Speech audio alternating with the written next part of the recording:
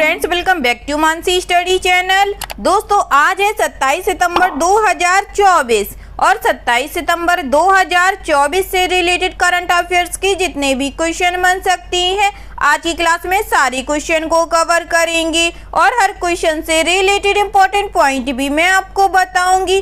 तो आप लोग पूरा क्लास बहुत ध्यान से देखिएगा। और दोस्तों, ये क्लास आपकी मॉर्निंग सुबह 7 AM पे डेली लाइव आती है। आप सभी लोग सुबह 7 बजे इस क्लास के लिए तैयार रहा करिए। इससे आपकी तैयारी करंट अफेयर्स में बेहतर होने वाली है और आगे आने वाले सभी एग्जाम में आप लोग करंट अफेयर्स से रिलेटेड जितने भी टाइप के क्वेश्चन एग्जाम हॉल में पूछे जाते हैं, आप उन सभी टाइप के क्वेश्चन का आंसर बहुत इजीली दे पाएंगे। तो चलिए आगे बढ़ते हैं और आज का पहला क्वेश्चन देखते हैं। आज का पहला क्वेश्चन लिखा है, भारतीय खाद्य सुरक्षा एवं मानक प्राधिकरण ने खाद्य सुरक्षा के क्षेत्र में किस देश के कृषि एवं पशुधन मंत्रालय के साथ समझौता ज्ञापन पर हस्ताक्षर किए हैं? The Food Safety and Standards Authority of India has signed a MOU with the Ministry of Agriculture and Livestock of which country in the area of food safety? First option है USA, सेकेंड ऑप्शन है France, third option है Brazil, fourth option है Germany. जल्दी से बताइएगा दोस्तों, भारतीय खाद्य सुरक्षा एवं मानक प्राधिकरण ने खाद्य सुरक्षा के क्षेत्र में किस देश के कृषि एवं पशुधन मंत्रालय के साथ समझौता ज्ञापन पर हस्ताक्षर किए हैं? इस क्वेश्चन का जो राइट आंसर हो जाएगा फ्रेंड्स, वह है हमारा ऑप्शन नंबर सी, ब्राजील। चलिए इससे रिलेटेड इंपॉर्टेंट पॉइंटों को पढ़ते हैं। भारतीय खाद्य सुरक्षा एवं मानक प्राधिकरण ने खाद्य सुरक्षा के क्षेत्र में ब्राजील के कृषि एवं पशुधन मंत्रालय के साथ एक समझौता ज्ञापन पर हस्ताक्षर किए हैं। नई दिल्ली में वैश्विक खाद्य नियामक शिखर सम्मेलन के दौरान कृषि एवं पशुधन मंत्री कार्लोस हेनरिक बागवेटा फावारो और FSSAI की COG कमलावर्धन राव ने समझौता ज्ञापन पर हस्ताक्षर किए। यह समझौता ज्ञापन खाद्य सुरक्षा के प्रति भारत की प्रतिबद्धता को दर्शाता है तथा खाद्य सुरक्षा में अंतर्राष्ट्रीय सहयोग बढ़ाने के लिए चल रहे प्रयासों में एक बड़ी प्रगति का प्रतीक है। ठीक है दोस्तों, चलिए आगे बढ़ते हैं और नेक्स्ट क्वेश्चन देखते हैं। नेक्स्ट क्वेश्चन लिखा है फ्रेंड्स, भारत ने डेलावेयर USA में स्वच्छ अर्थव्यवस्था, निष्पक्ष अर्थव्यवस्था और व्यापक इंडो पैसिफिक आर्थिक ढांचे पर केंद्रित अपनी तरह के पहले समझौते पर हस्ताक्षर किए हैं। IPEF किस वर्ष लॉन्च किया गया था? India has signed the first of its kind agreements focused on a clean economy, fair economy, and the overarching Indo-Pacific economic framework in Delaware, USA. In which year IPEF was launched? First option है 2020, second option है 2016, third option है 2021, fourth option है 2022।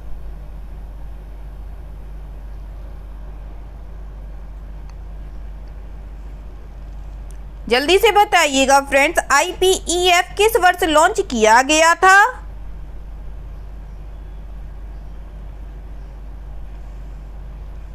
इस question का जो right answer हो जाएगा friends, वह है हमारा ऑप्शन नंबर डी, 2022 में।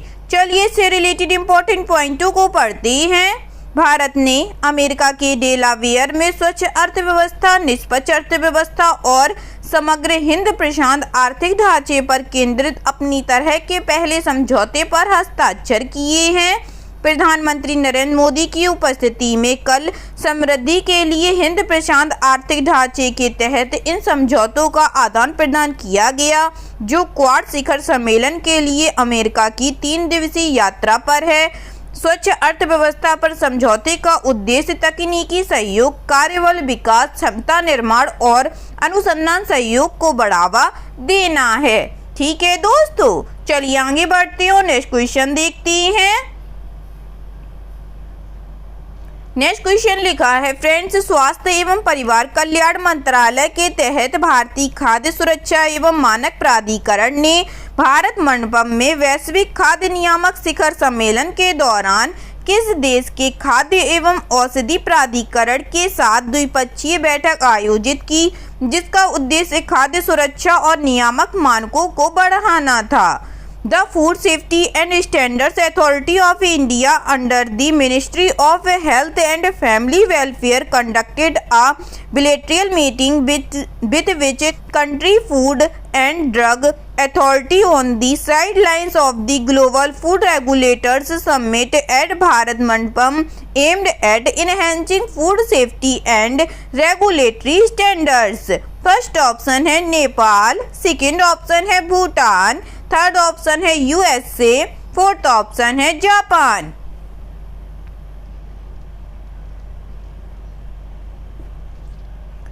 जल्दी से बताइएगा दोस्तों इस क्वेश्चन का राइट आंसर क्या हो जाएगा।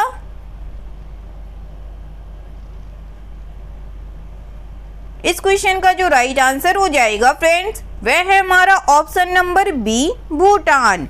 चलिए इससे रिलेटेड इंपॉर्टेंट पॉइंटों को पढ़ते हैं। स्वास्थ्य एवं परिवार कल्याण मंत्रालय के अंतर्गत भारतीय खाद्य सुरक्षा एवं मानक प्राधिकरण ने भारत मंडपम में वैश्विक खाद्य नियामक शिखर सम्मेलन के दौरान भूटान खाद्य एवं औषधि प्राधिकरण के साथ द्विपक्षीय बैठक की।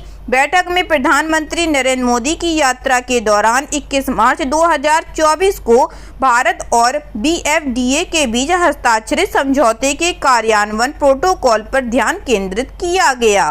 ठीक है दोस्तों, चलिए आगे बढ़ते हैं, नेक्स्ट क्वेश्चन देखते हैं। नेक्स्ट क्वेश्चन लिखा है friends, formula 1 Singapore grand prix 2024 किसने जीता है? Who has won the Formula 1 Singapore Grand Prix 2024?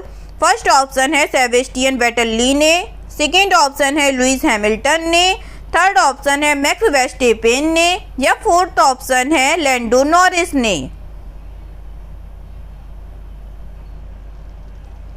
बताइएगा दोस्तों फार्मूला 1 सिंगापुर ग्रैंड प्रिक्स 2024 किसने जीता है? इस क्वेश्चन का जो राइट आंसर हो जाएगा फ्रेंड्स वह है हमारा option number D, Lando Norris ने। चलिए इससे रिलेटेड इंपॉर्टेंट पॉइंटों को पढ़ते हैं। फार्मूला 1 खिताब के दावेदार लैंडो नॉरिस ने सिंगापुर ग्रैंड प्रिक्स में पोल से लेकर चेकर्ड फ्लैग तक बढ़त बनाए रखी और चैंपियनशिप लीडर मैक्स वेस्टेपेन से अंतर कम कर दिया, जो दूसरे स्थान पर रहे। यह मैकलेरेन ड्राइवर की तीसरी ग्रांड प्रिक्स जीत थी तथा छठे प्रयास में पोल से उनकी पहली जीत थी। उनके मैकलारेन टीम के साथी ऑस्कर पियास्ट्री ने तीसरे स्थान पर रहकर कंस्ट्रक्टर्स चैंपियनशिप में रेड बुल पर अपनी बढ़त बढ़ा ली। ठीक है दोस्तों, चलिए आगे बढ़ते हैं, नेक्स्ट क्वेश्चन देखते हैं। नेक्स्ट क्वेश्चन लिखा है फ्रेंड्स, सितंबर 2024 में निम्नलिखित में से किसे श्याम श्रीनिवासन से पदभार ग्रहण करते हुए फेडरल बैंक के प्रबंध निदेशक और मुख्य कार्यकारी अधिकारी के रूप में नियुक्त किया गया? In September 2024, who among the following was appointed as the managing director and chief executive officer of Federal Bank, taking over from Shyam Srinivasan? First option है जी श्रीनिवासन, सेकेंड ऑप्शन है मुत्तुस्वामी अय्यर, थर्ड ऑप्शन है KVS मनियन, फोर्थ ऑप्शन है we Vaidyanathan.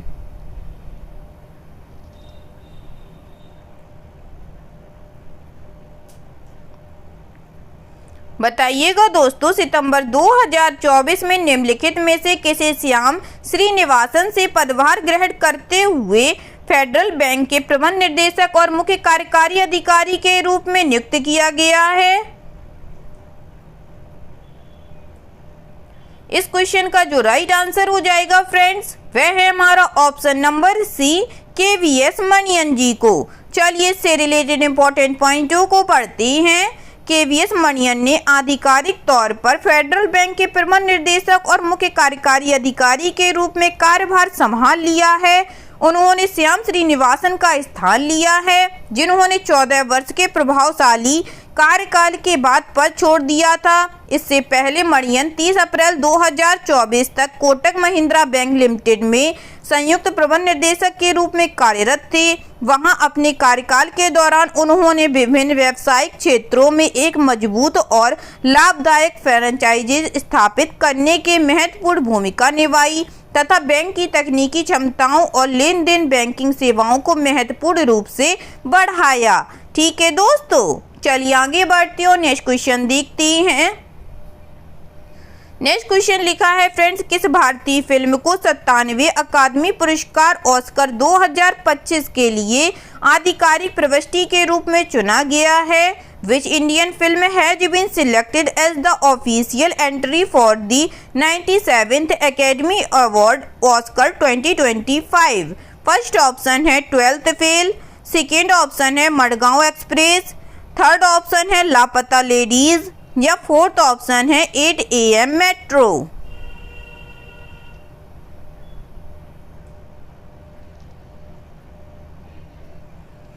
जल्दी से बताइएगा दोस्तों, किस भारतीय फिल्म को 97वें अकादमी पुरस्कार 2025 के लिए आधिकारिक प्रविष्टि के रूप में चुना गया है?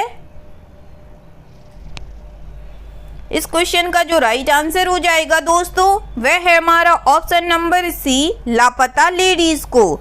चलिए इससे रिलेटेड इंपॉर्टेंट पॉइंटों को पढ़ते हैं। आमिर खान और किरण राव द्वारा निर्मित और किरण राव द्वारा निर्देशित हिंदी कॉमेडी फिल्म लापता लेडीज को 97वें अकादमी पुरस्कार 2025, जिसे ऑस्कर के नाम से जाना जाता है, में अंतर्राष्ट्रीय फीचर फिल्म श्रेणी के लिए भारत की आधिकारिक प्रविष्टि के रूप में चुना गया है।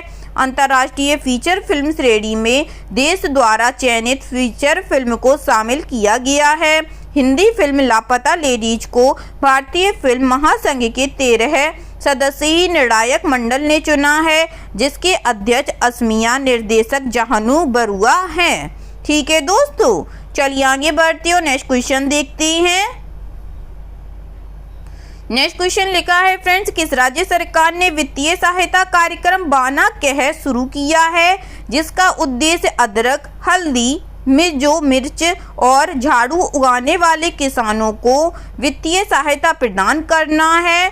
Which state government has launched a financial assistance program बाना कह which aims to provide financial assistance to farmers growing ginger, turmeric, mizo chili and broom sticks?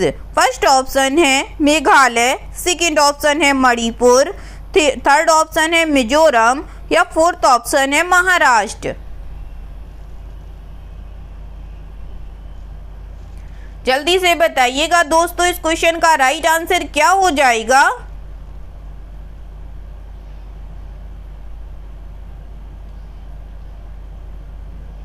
इस क्वेश्चन का जो राइट आंसर हो जाएगा फ्रेंड्स, वह है हमारा ऑप्शन नंबर सी, मिजोरम।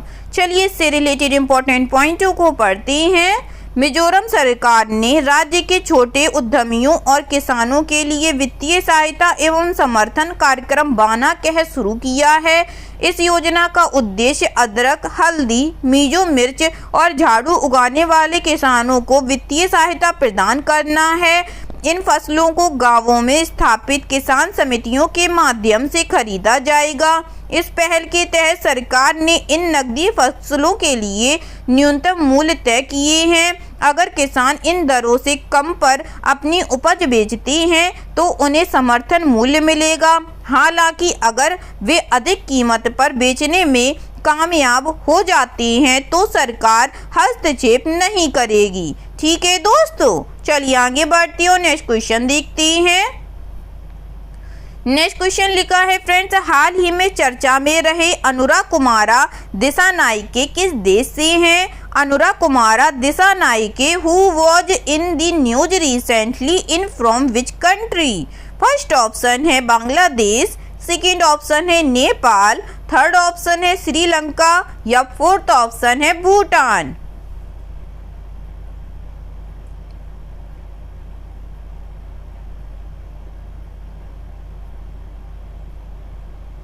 बताइएगा दोस्तों, हाल ही में चर्चा में रहे अनुरा कुमारा दिसानायके किस देश से हैं? इस क्वेश्चन का जो राइट आंसर हो जाएगा फ्रेंड्स वह है हमारा ऑप्शन नंबर सी, श्रीलंका से है। चलिए इससे रिलेटेड इंपॉर्टेंट पॉइंटों को पढ़ते हैं। जनता विमुक्ति पेरामुना के वामपंथी नेता अनुरा कुमारा दिसानायके ने 2024 श्रीलंका राष्ट्रपति चुनाव जीत लिया है। उन्होंने निवर्तमान रानिल विक्रमसिंघे को हराया और वे द्वीप राष्ट्र के 9वें कार्यकारी राष्ट्रपति होंगे। आधिकारिक आंकड़ों के अनुसार 55 वर्षीय मार्क्सवादी नेता को 56.34 लाख वोट मिले। विपक्षी नेता सजित प्रेमदासा 43.63 लाख वोटों के साथ दूसरे, विक्रमसिंघे 22.99 लाख वोटों के साथ तीसरे स्थान पर रहे। ठीक है दोस्तों, चलिए आगे बढ़ते हैं और नेक्स्ट क्वेश्चन देखते हैं।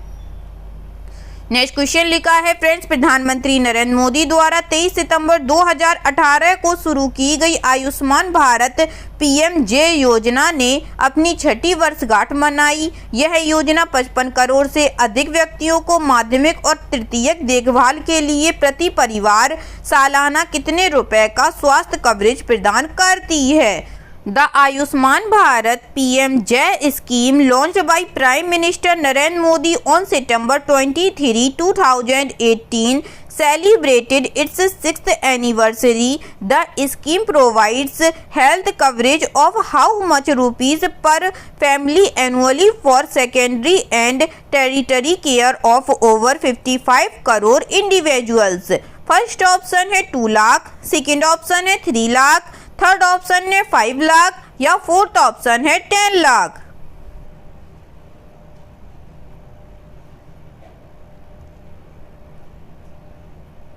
जल्दी से बताइएगा दोस्तों इस क्वेश्चन का राइट आंसर।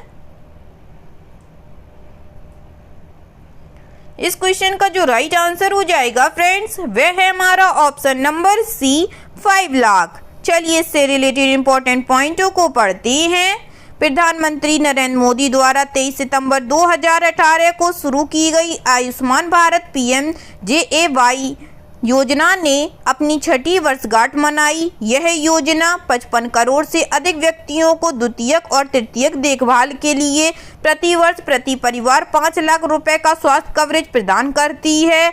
इससे पहले 11 सितंबर को केंद्रीय मंत्रिमंडल ने प्रमुख योजना आयुष्मान भारत प्रधानमंत्री जन आरोग्य योजना के तहत 70 वर्ष और उससे अधिक आयु के सभी वरिष्ठ नागरिकों के लिए स्वास्थ्य कवरेज को मंजूरी दी थी, चाहे उनकी आय कुछ भी हो। ठीक है दोस्तों, चलिए आगे बढ़ते हैं और आज का लास्ट क्वेश्चन देखते हैं।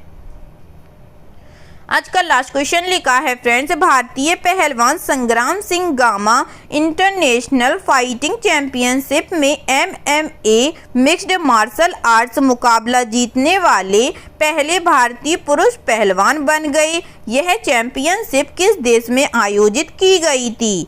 इंडियन रेसलर संग्राम Singh became the first Indian male wrestler to win an MMA mixed martial arts fight at the Gamma International Fighting Championship. The championship was held in which country? First option है Georgia, second option है Hungary, third option है Oman या fourth option है Japan.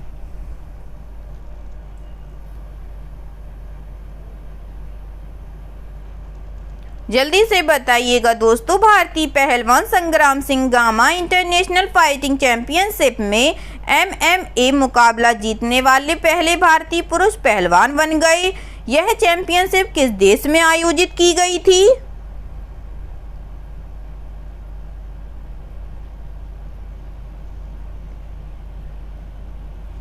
इस question का जो right answer हो जाएगा फ्रेंड्स वह है हमारा ऑप्शन नंबर ए, जॉर्जिया में।